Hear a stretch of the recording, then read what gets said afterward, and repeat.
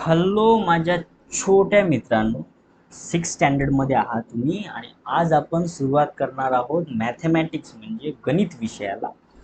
Chapter number first, basic concepts in geometry. ठीक आहे, आणि त्याच्यामध्ये पहिला पॉइंट काय बघणार आपण, पॉइंट्स म्हणजे काय. बघा, तुम्हा सर्वांना डॉट माहित असेल ना. रोबोट पिक्चर पाहिला ना तुम्ही, रजनीकांतचा डॉट म्हणतो तो, माहिती आहे काय, काही काही सीन मध्ये असा डॉट. बघा, त्या डॉटला आपण काय म्हणतो, पॉइंट. किती सोपी आहे की नाही. किंवा जर तुम्ही फुल स्टॉप देत असाल काही इंग्रजी लिहिताना, तो पण काय पॉइंट. एखाद्या पेपरवर आपण जर असा डॉट देत असेल तर त्याला काय म्हणतो आपण, पॉइंट. असा त्याला काय म्हणतो आपण, पॉइंट. पण हा पॉइंट केव्हा होतो, जेव्हा आपण याला नाव देऊ. म्हणजेच याला आपण ए नाव दिलं, याला आपण आर नाव दिलं, आपण टी नाव दिलं. असं तर नाही आहे की आर पी टी असंच नाव, तुमच्या मतात तुम्ही कुठलंही नाव देऊ शकता. एबीसीडी मधलं कॅपिटल लेटरच यूज करायचं आहे, पण ठीक आहे ना मुलांना, कॅपिटल लेटर यूज करायचं आहे. तर त्याला काय म्हणतो आपण, पॉइंट. याची काही डेफिनेशन वगैरे तुम्हाला पाठ करायची नाही आणि ते कोणी काही विचारणार पण नाही. तुम्हाला एवढंच माहित असलं पाहिजे की पॉइंट कशाला म्हणतात. तर डॉट म्हणतो आपण नाही का, स्मॉल टायनी डॉट, एक छोटासा डॉट, किंवा एकदम साध्या सोप्या आपल्या मराठी भाषेत पूज्य असते ना, त्याला काय म्हणतो आपण, पॉइंट. आता बघा, लाईन सेगमेंट आणि लाईन म्हणजे काय. आता मी डॉट शिकले, दोन डॉट, एक हा डॉट आणि एक हा डॉट, याला म्हटलं आपण ए, याला म्हटलं आपण बी.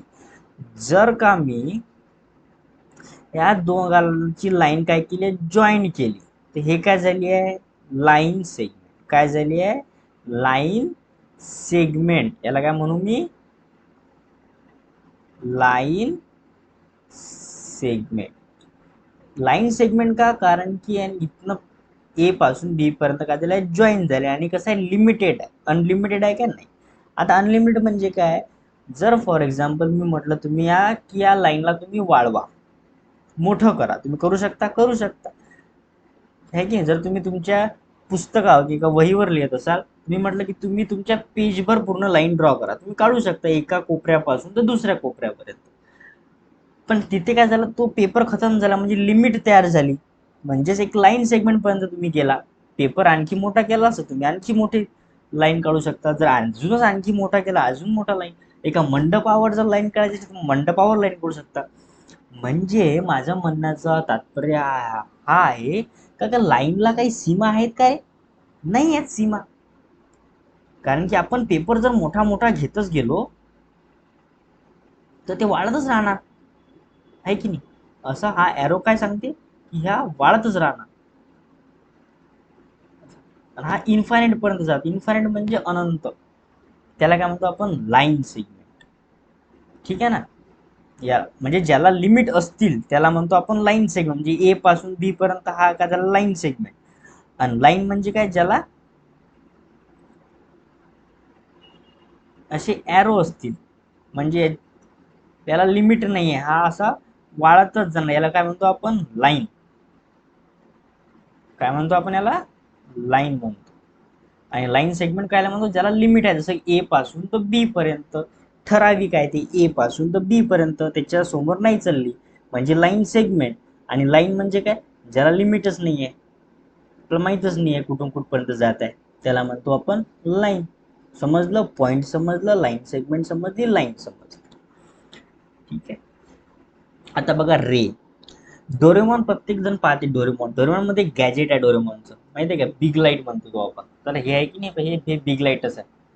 ठीक आहे, बिग लाईट. आता रे म्हणजे काय, तर रे पण हा लाईन पासूनच तयार झालेला आहे. म्हणजे एका पॉइंट पासून सुरुवात, एक पॉइंट याचा काय असणार आहे, फिक्स. हा काय असणार आहे, असा पी, फिक्स असणार आहे. ठीक आहे, इथं आपण क्यू म्हणू. आणि हा एका डायरेक्शन काय होत आहे, समोर जात आहे, म्हणजे वाढत आहे, जसं लाईट आहे ना, हे बरं. आता आपलं काय, सूरज दादा. कोण आहे, सूरज दादा, म्हणजे सन म्हणतो ना आपण. सन पासून रेज आपल्या पृथ्वीवर येतात, सूरज दादा काय करते, आपल्याला प्रकाश देत राहते. पण सूरज दादापासून सुरुवात होते रेची आणि आपल्या पृथ्वीकडे येते. म्हणजे इथं फिक्स आहे आणि आपल्याकडे येत आहे. तसंच हा डोरेमॉनचा बिग लाईट इथनं सुरू होत आहे आणि ज्याच्यावर आपल्याला बिग लाईट पाळायची आहे त्याच्याकडे जात आहे. ठीक आहे ना, म्हणजे एक पॉइंट याचा काय असणार आहे, बांधलेला असेल म्हणजे फिक्स्ड असेल, आणि दुसरा पॉइंट डायरेक्शन दाखवत असेल की त्या डायरेक्शनला तो जात आहे, ट्राय करते, जात आहे, म्हणजे त्याला काय म्हणतो आपण, रे. समजलं. पॉइंट, दोन पॉइंट पासून जॉईन झाली लाईन सेगमेंट, ज्याला लिमिट नाही ते झाली लाईन, आणि ज्याला एकाच डायरेक्शन आहे डोरेमॉनची बिग लाईट, त्याला काय म्हणतो आपण, रे म्हणतो. आता बघा, अन infinite number of lines can be drawn through the one point. मी जर प्रश्न केला की एक हा पॉइंट आहे, याच्यामधून तुम्हाला किती लाईन तुम्ही ड्रॉ करू शकता, म्हणजे याच्यातून थ्रू म्हणजे पास करू शकता, तशा मी खूप लाईन पास करू शकतो, आहे की नाही. ही झाली एक लाईन, बघा याच्यातून पास झाली की नाही. ही झाली दुसरी लाईन, आहे की नाही. हे झाली तिसरी लाईन. अशा मी किती लाईन पास करू शकतो, इन्फायनाइट, म्हणजे अनंत, त्याला लिमिट नाही, मी कितीही लाईन, थोडा थोडा मी अँगल बदलत राहणार, थोडं थोडं लाईन येत राहणार. समजत आहे ना. आता जेव्हा Wien to or more line pass through the same point, काय म्हणते बघा, वाचा एक वेळेस व्यवस्थित. Wien to or more line pass through the same point they are called concurrent lines. म्हणजे जर एकापेक्षा जास्त, दोन पेक्षा जास्त लाईन्स एकाच पॉइंट मधून पास होत असतील, तर त्या लाईन्सला काय म्हणतात, कॉन्करंट लाईन्स. तर ह्या तीन लाईन्स काय झालेल्या आहेत आपल्याला, कॉन्करंट लाईन्स, म्हणजे एकाच पॉइंट मधून ते काय होत आहेत, पास होत आहेत, म्हणून त्याला म्हणतो आपण कॉन्करंट लाईन. आणि जो पॉइंट आहे की तो कॉमन पॉइंट आहे, तिन्ही लाईन त्याच पॉइंट मधून पास होत आहेत, तर त्या पॉइंटला काय म्हणतात रे, पॉइंट कॉन्करंट म्हणतात. काय म्हणतात, पॉइंट ऑफ कॉन्करंट. बघा वरती डेफिनेशन लिहून दिलेली आहे, व्यवस्थित लिहून घ्या. पॉइंट कॉन्करंट मध्ये काय म्हणतात, पॉइंट कॉन्करंट. एका पॉइंट मधून विचारलं किती लाईन पास होतात, तर अनंत, इन्फायनाइट लाईन पास होऊ शकतात एका पॉइंट मधून, है की नाही. तुम्हाला म्हटलं की मी एक पॉइंट काढ एका वहीवर आणि याच्यावर रेषा पास कर. तुझ्याकडची एक स्केल नशी एक रेष पाळशील, दुसरी थोडीशी स्केल सरकवशील, अजून पाळशील, तिसरी अजून स्केल जशी सरकवशील, आणि चलला असा असा पाळत पाळत पाळत पाळत जोपर्यंत पुरा असा सर्कल तयार होत नाही. पण तरी खतम होणार आहे का, नाही, इन्फायनाइट जातील रे बाबा, आहे की नाही. ते काय झालंय, कॉन्करंट लाईन्स आणि point of concurrence. Concurrence line कशाला म्हणतो, जे लाईन्स पास करतात एकाच पॉइंटला, त्याला कॉन्करंट लाईन. आणि जो पॉइंट असते, ज्याच्या पॉइंट मधून त्या सर्व लाईन गेल्या, त्या पॉइंटला काय म्हणतात, पॉइंट ऑफ कॉन्करन्स, आहे की नाही. सोपी आहे की नाही. बघा आता बघा, कोलिनियर समजून घे काय असते. काय म्हणते वाचा आधी सुरुवातला, थ्री ऑर मोर पॉइंट्स. काय म्हणते, three or more points which lie on a single straight line they are said to be collinear point. Collinear points म्हणजे समजा एखादी लाईन आहे, ही झाली लाईन. हा, या लाईनवर मी पॉइंट्स लिहिले. हा झाला ए पॉइंट, हा झाला बी पॉइंट, हा झाला सी पॉइंट, हा झाला डी पॉइंट. हे काय, चारही पॉइंट कशात, कोलिनियर आहेत, म्हणजे त्या लाईनवरच आहेत ते तिन्ही. थ्री ऑर मोर, तीन पेक्षा जास्त जर पॉइंट असतील, तीन किंवा तीनपेक्षा जास्त, तर ते जर एकाच लाईनवर असतील, तर त्याला म्हणतो आपण कोलिनियर पॉइंट. तर बघा ना, याचे चौघही जण एकाच लाईनवर आहेत, हे की नाही. आपण चौघ मित्र असलो, जर तुम्ही झाडावर चढल्या कधी, नाही चढले, आजकालचे नवीन नवीन मुळे इंस्टाग्रामच पाहत असतात. पण जर तुम्ही जर गावातले असतील, तर तुम्ही झाडावर चढले असेल, तसं समजा एकाच डांगीवर जर चार मित्र बसले, तर ते कसे झाले, कोलिनियर, आहे की नाही. आता नॉन कोलिनियर म्हणजे त्याचं उलट, एका पॉइंटवर एक दोघ जण असतील आणि तिसरा चौथा कुठेतरी बाहेर असेल, म्हणजे हा ए झाला, हा बी झाला, हा सी झाला, डी झाला, है की नाही. तुम्ही चौघ मित्र गेले झाडावर, दोन मित्र मस्त फांदीवर बसले आणि दोन मित्र बाहेर आहेत किंवा दुसऱ्या फांदीवर आहेत, ते कोलिनियर होतील का, नाही, ते काय असतील, नॉन कोलिनियर.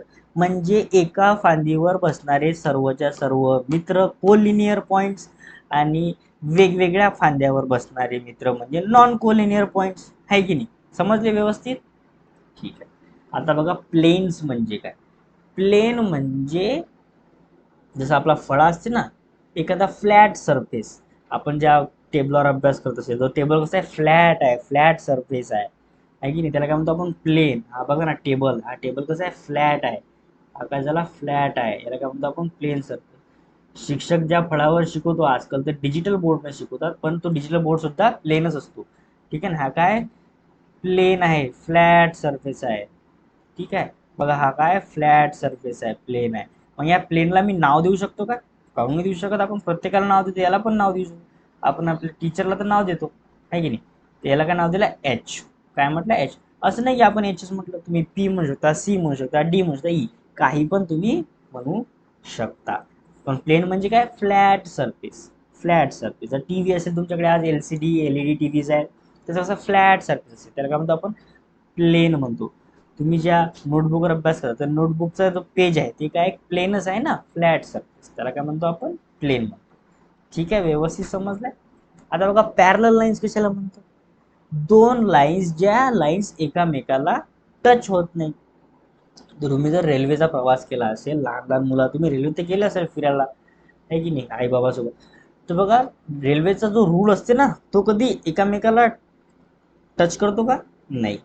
एक कॉन्स्टंट फिक्स डिस्टन्सने काय करतो? चालत राहतो. त्या लाईन्स कशा असतात? Parallel lines. म्हणजे सोबत सोबतच्या लाईन्स, पण ते टच करत नाहीत किंवा इंटरसेक्ट करत नाहीत, त्याला काय म्हणतो आपण? Parallel lines. जशी तुमची नोटबुक मधल्या लाईन्स असतील, असं काय की समोर जाऊन कोणाची नोटबुक अशी अशी क्रॉस झाली, होते काय? किंवा हे असे काहीतरी एकामेकाला इंटरसेक्ट करतात, नाही. हे पण इंटरसेक्ट नाही करतील, करतील काय? नाही करतील. हे काय असतील? पॅरलल लाईन्स असतील. काय म्हणतो आपण याला? Parallel line. आणि जे इंटरसेक्ट करतात त्याला काय म्हणतात? Non parallel lines. किती सोपं आणि सिंपल बात. ठीक आहे, व्यवस्थित समजलं असेल? नेक्स्ट लेक्चर मध्ये आपण काय करू? जो प्रॅक्टिस सेट आहे फर्स्ट, तो कम्प्लीट करू. ठीक आहे, तुमच्या मित्रांना सांगा की शेअर करा की आपण असं काहीतरी चांगल्या पद्धतीनं मॅथमॅटिक्स व्यवस्थित शिकत आहोत. तुमच्या मित्रांना सांगा, मैत्रिणींना सांगा, तुमच्या भाऊ बंधूंना सांगा. जाता जाता चॅनलला पण सबस्क्राईब करून जा. आणि जर काही डाऊट असतील तर तुम्ही कॉमेंट करू शकता. तुम्ही लहान नाही राहायला जाता, तुम्हाला मोबाईलमधलं सर्व समजते, तुम्ही कॉमेंट करू शकता की सर असं नाही समजलं, व्यवस्थित समजून सांगा. तर भेटूया नेक्स्ट लेक्चरमध्ये. Thank you so much for watching this video. Have a nice day.